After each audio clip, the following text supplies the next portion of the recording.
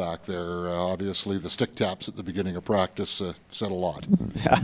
Yeah, for me as a coach, obviously the other part of it's not my part of the job, and I'm glad it's done and that he can get in here and get some games in and kind of get up to speed. And so I'm glad it's done. Yeah, because no matter how players and coaches and management and everybody else insulates it, it is a bit of a distraction. So to have that out of the way early, I guess, would be certainly pleasing to you as well. Yeah, and we've talked about having getting some different looks when it comes to lines, using some different people. And now that he's here, I get to do that. It was harder to do maybe when he wasn't. So it takes a lot of the sort of questions about it.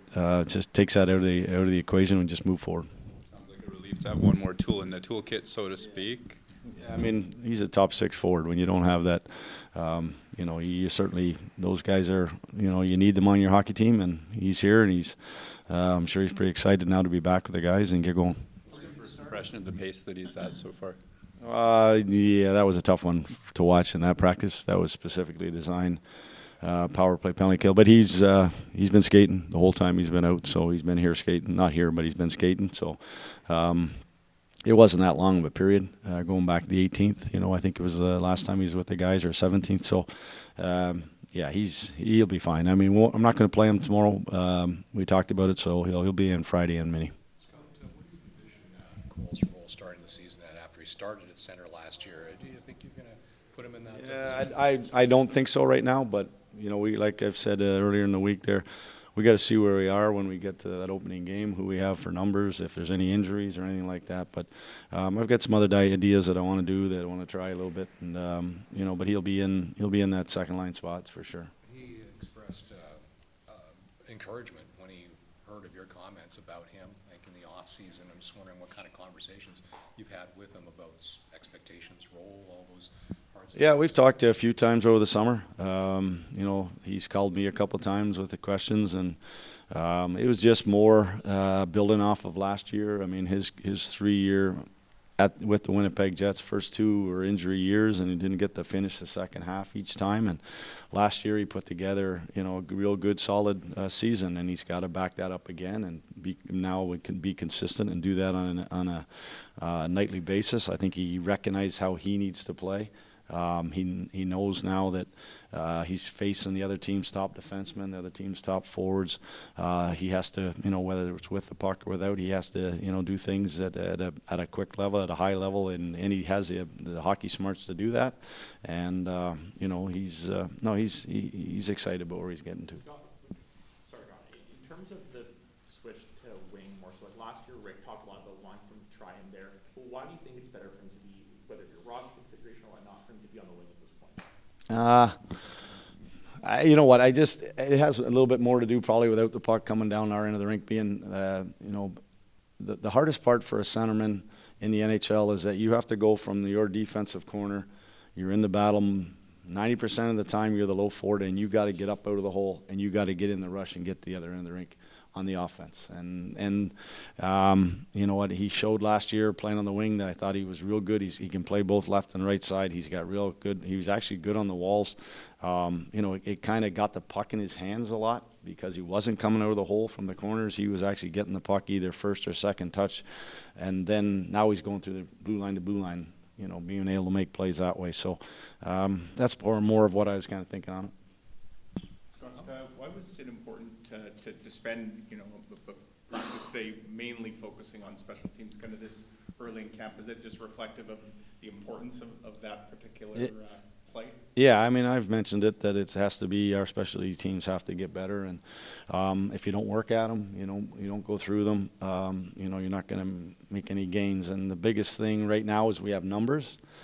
So it allows you to have a lot of bodies, and you can keep the pace of we had 3 power play units, so it allowed us to have a really good pace during the power play.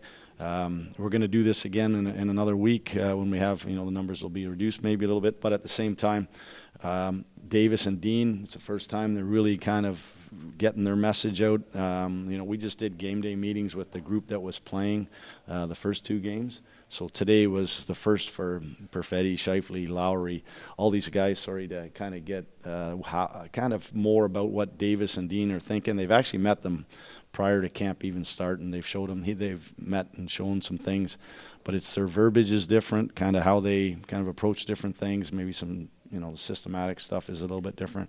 So today was an actual great way of the power play going first for half an hour, walk through it, talk it out, teach. Then obviously go through it live, and then the power play getting, their opportunity to go out, same thing. Walk through it, teach, get live reps, and that's kind of really what I was after today. Clearly a different system than the one that you played last year. How difficult do you anticipate it to be for the players to pick up, or how much time do you allot for kind of the change that needs to happen? Most players have, we're not reinventing the wheel. They've played it somewhere or sort of a look of it. There's more things that it's not so much where the positioning of, whether it's our power play or whether it's our penalty kill. It's the stick detail. It's the attack the net mentality. It's our returns, our penalty killers, how fast they work to get back. It's more of that stuff. It isn't so much about positioning where you're standing, where you're going. It really is about some of the little detail stuff that we're really trying to hammer home so that those 4 guys on the penalty killer are on the same page, and then vice versa, our power play, our 5 guys. They know when a certain look happens that I need to be here. I need to get to this point. I need to, be an outlet on this in this situation. So it's kind of that'll be sort of what's taught now from the games. Tomorrow night's game, we'll take video and we'll put that in there and showing them the examples of when they're doing the right things that we've been coaching here. Should we read too much into? Yeah, way too much. We read into that, or are they? I mean, what's the purpose of having Kyle and Mark and those guys killing the penalties during those? Because they're going to kill. They are. Yeah, they are. The biggest thing is we don't have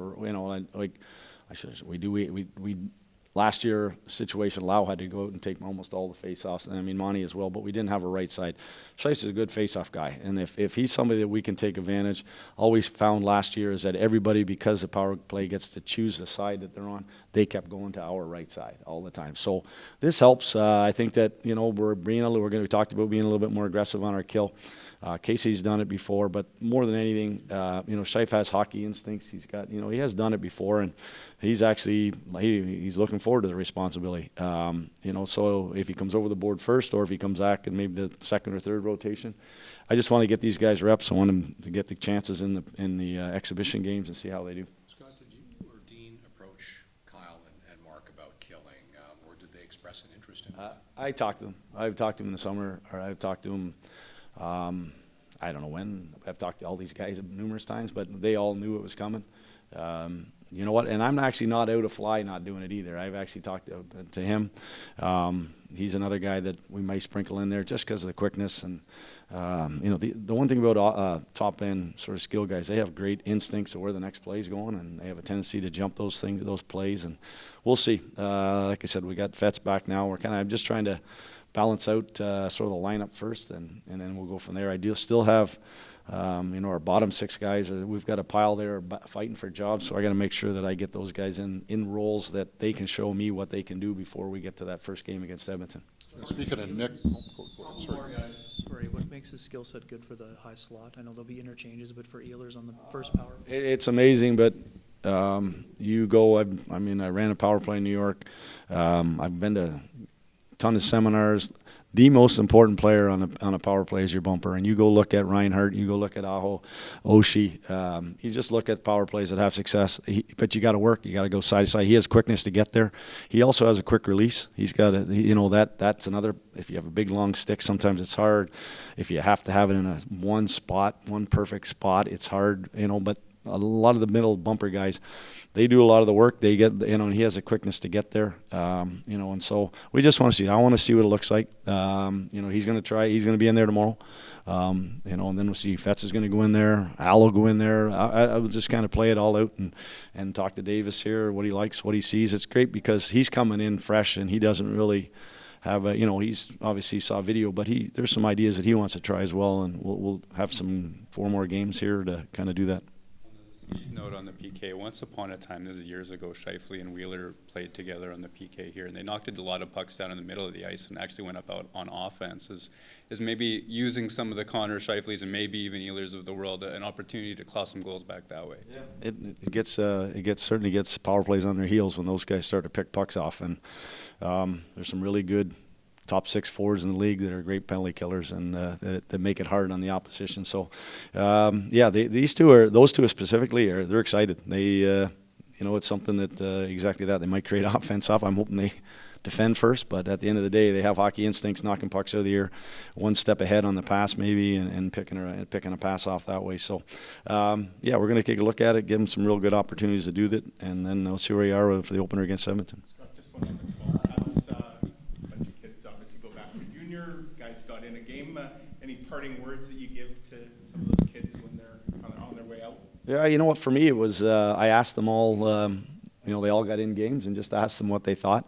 It was amazing how every one of them said, "Oh, faster, bigger, and stronger." And that's all I said to them was, "Well, that's the progression. As you come here for the first time, a few of them, I see." And I mentioned that there's a lot of guys here that are, first, second, third year pros that weren't too long ago in your shoes, and they got experience and they learned from it. And then it's about making sure that they don't waste a year, that they go back to junior, they go back down to the Moose. Don't waste a year, that you go back and work on things you need to work on. We have lots of people that are going to help them with things that in that area of what they need to do to improve. And, we got the couple of kids there, big center, Walton's a big kid. Julian's a big kid. We got some big guys that I think that, they have great skill set and will now help them to become an all-around player, maybe power forward kind of guys, and just different examples like that kind of talk.